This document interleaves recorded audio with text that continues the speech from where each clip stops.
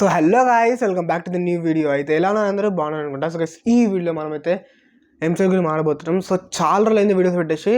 So ఇప్పుడైతే daily పెడతా videos, ఒక 20 వీడియోస్ ఉంటాయి ఎంసెట్ మీద. సో అనుకున్నా చూద్దాం ఎట్లా ఎన్ని వీడియోస్ అయితే చూద్దాం. సో ఇంకా ఎంసెట్ మనకి 2 months ఉంది. ఇంకా 2 months అయితే చాలా ఉంది అనుకొని అయితే ప్రిపరేషన్ స్టార్ట్ చేయకండి. అంటే స్టార్ట్ చేయకుండా ఉండకండి, స్టార్ట్ చేసేసేయండి. ఎందుకంటే 2 months అనుకొని మీరు వెయిట్ చేసిన అనుకోండి, లాస్ట్ మూమెంట్లో మీకు ఏంటంటే టైం సరిపోదు. సో ఇప్పుడే స్టార్ట్ చేయండి ఏదన్నా కానీ. ఇంకా కొంతమంది ఏమంటారంటే, బ్రో నేను జేఈఈ మెయిన్స్ ప్రిపేర్ అవుతున్నాయి కదా, సరిపోతుందా లేకపోతే మళ్ళీ నేను ఇప్పుడు ఎంసెట్కి వచ్చి సపరేట్గా ఏమైనా ప్రిపరేషన్ ఉంటుందా అని చెప్పి డౌట్స్ ఉంటాయి. ఏం అవసరం లేదు. మీరు జేఈఈ మెయిన్స్ ప్రిపేర్ అవుతుందంటే ఆటోమేటిక్గా ఎంసెట్ ప్రిపేర్ అవుతున్నట్టే. సేమ్ పోర్షన్ ఉంటుంది, మీకేం మారదు కదా. అదొక సబ్జెక్ట్ ఇదొక సబ్జెక్ట్ కాదు కదా. అంటే అదొక పోర్షన్ ఇదొక పోర్షన్ కాదు, సేమ్ పోర్షన్ సేమ్ చాప్టర్స్ అన్ని సేమ్ ఉంటాయి. But the level of question paper అనేది డిఫరెన్స్ వస్తుంది.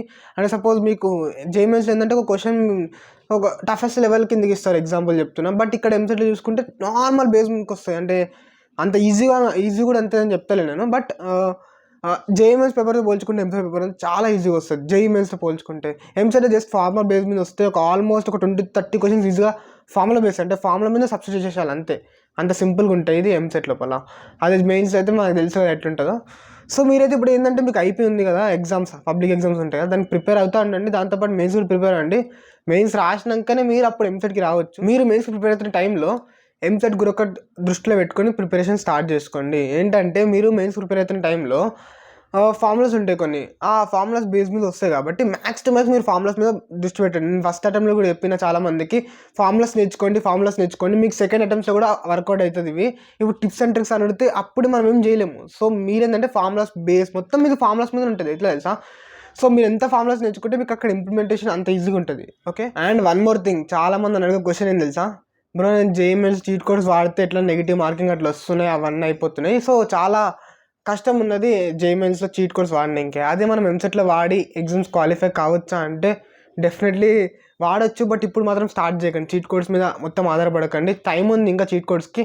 లాస్ట్ ఒక 20 days ఉన్నప్పుడు వర్కౌట్ చేయండి. నేను పెడతా ఒక 5 videos. నేను ఏంటంటే ఒక 5 to 10 videos మంచి డెడికేటెడ్ పెడితే ఏంటంటే ప్రాక్టీస్ చేయాలి, ఎట్లా చదువుకోవాలి అవన్నీ చెప్పేసి. సో మీరు దాని మీద ఫోకస్ చేయండి. చీట్ కోడ్స్ అనేది డెఫినెట్లీ వర్కౌట్ అవుతుంది. చాలామంది ఇప్పుడు మా ఫ్రెండ్స్లో చూసుకుంటే నాకు కూడా ఆల్మోస్ట్ చీట్ కోడ్స్ మీద చాలా మార్క్స్ అనేది వచ్చినాయి. సో చీట్ కోడ్స్ అనేది చాలా హెల్ప్ఫుల్ అవుతాయి. ఎంసెట్ అయితే డెఫినెట్లీ హెల్ప్ఫుల్ అవుతాయి. అన్ని మ్యాక్స్ చీట్ కోడ్స్ అనేది వర్కౌట్ అవుతాయి. చాలామంది చీట్ కోడ్స్ వాడి మంచి కాలేజ్ సీట్ తెచ్చుకున్నారు. బట్ అది మన లక్ ఎప్పుడు ఎట్లుంటే తెలియదు కదా. సో మీరు మెయిన్గా అయితే కోర్ మీద ఫోకస్ చేయండి, మన థియరీ మీద పక్కా ఫోకస్ చేయండి. దాని తర్వాత ఇప్పుడు ఎట్లా ప్రాక్టీస్ ఎట్లా చేయాలి, నేను ఎట్లా సిలబస్ ఏంటిది అని అంటే నెక్స్ట్ వీడియో తీసుకొస్తాను. ఏంటంటే మనకి మ్యాథ్స్లో ఏం ప్రిపేర్ కావాలి, మ్యాథ్స్ 1A 1B ఉంటుంది కదా.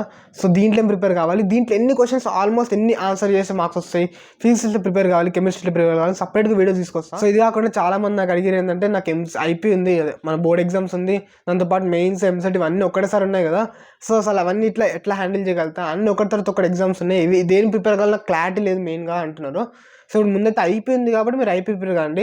దాని తర్వాత మెయిన్స్ ఆటోమేటిక్గా మీరు ప్రిపేర్ అవుతారు, దాన్ని చెప్పాల్సిన అవసరం లేదు. బట్ చాలామందికి హ్యాండిల్ చేయలేకపోతున్నారు ఎన్నికైనా ఎగ్జామ్స్, ఐపీ బోర్డ్స్ ఇట్లా చాలా ఎగ్జామ్స్ ఉంటాయి కదా మనకి, మనకి యూనివర్సిటీ ఎగ్జామ్స్ ఉంటాయి కదా, చాలామంది రాస్తున్నారు. అంటే విట్ కేరళ ఎగ్జామ్స్ ఉంటాయి కదా, అవి ఇన్నికైనా ఎగ్జామ్స్ ఉంటాయి కదా.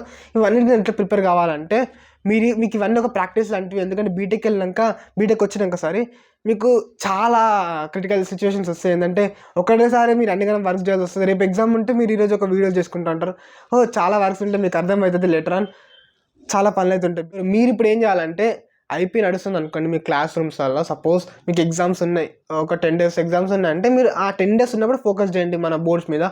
మిగతా బోర్డ్స్ అయితే చాలా ఈజీగా ఉంటుంది, డెఫినెట్గా చెప్తున్నాను. మీకు 10 questions ఉంటే 10 questionsకి 5 questions పక్కా వచ్చేస్తాయి అని చెప్తారు. ప్రిపేర్ అని సరిపోతుంది. నారాయణ చైతన్య తెలుసు అది ఎట్లా ఇస్తారో. సో వాళ్ళు బుక్స్ ఇస్తారు, దానిలోకి వెళ్ళి ఒక 5 questions పక్కా వస్తాయి, అట్లుంటుంది. సో అలా ప్రిపేర్ కండి మీరు. బట్ మెయిన్స్ అనేది డెఫినెట్లీ ఫోకస్ చేయండి. మెయిన్స్లో సీట్ వచ్చింది అనుకుని చాలా బాగుంటుంది ఎంసెట్ కంటే. ఎంసెట్ కాలేజ్ కంటే మెయిన్స్ అనేది నేను ఎక్కువ ప్రిఫరెన్స్ ఇస్తాను. అందుకే నా ఛానల్లో మ్యాక్సిమం చూసుకుంటే అన్ని మెయిన్స్ వీడియోస్ ఉన్నాయి. సో మెయిన్స్ మీద చాలా ఫోకస్ అనేది పెట్టండి, డెఫినెట్లీ మీకు అయితే హెల్ప్ఫుల్ అవుతుంది. మెయిన్స్లో సీట్ తెచ్చుకోడానికి ట్రై చేయండి. ఓకే, అది ఎన్ఐటీ కానీ IIIT కానీ ఏ ఐటీ అని కానీ ఐటీ అనేది పక్కా ఉండాలి.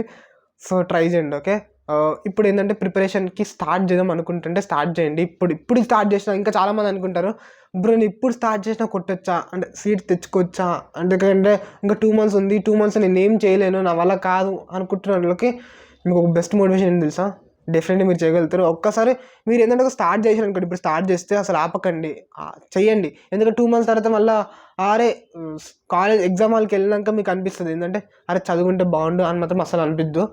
సో స్టార్ట్ చేసేసండి, ఇప్పుడు స్టార్ట్ చేయండి. మళ్ళీ చెప్తున్నాను, ఇప్పుడు వీడియో అయిపోయిన వెంటనే ఒకవేళ వీడియో చూస్తున్నారు అనుకోండి, అయిపోయిన వెంటనే బుక్స్ తీయండి, స్టార్ట్ చేయండి. సో నేనైతే ప్లాన్ తీసుకొస్తాను, సిలబస్ తీసుకొస్తాను, ఒక మొత్తం నెంబర్ ఆఫ్ మొత్తం కంప్లీట్ ప్యాకేజ్ అనేది మన ఛానల్లో వస్తుంది. సో ఎంసెట్ మీద ఒక 10 వీడియోస్ తర్వాత నేను ఇప్పుడు చీట్ కోడ్స్ తీసుకొస్తాను. మా చీట్ కోడ్స్ అయితే చాలా డిఫరెంట్లీ వర్కౌట్ అవుతుంది. ఓకే, దాని మీద బ్లైండ్గా వర్కౌట్ కాకండి.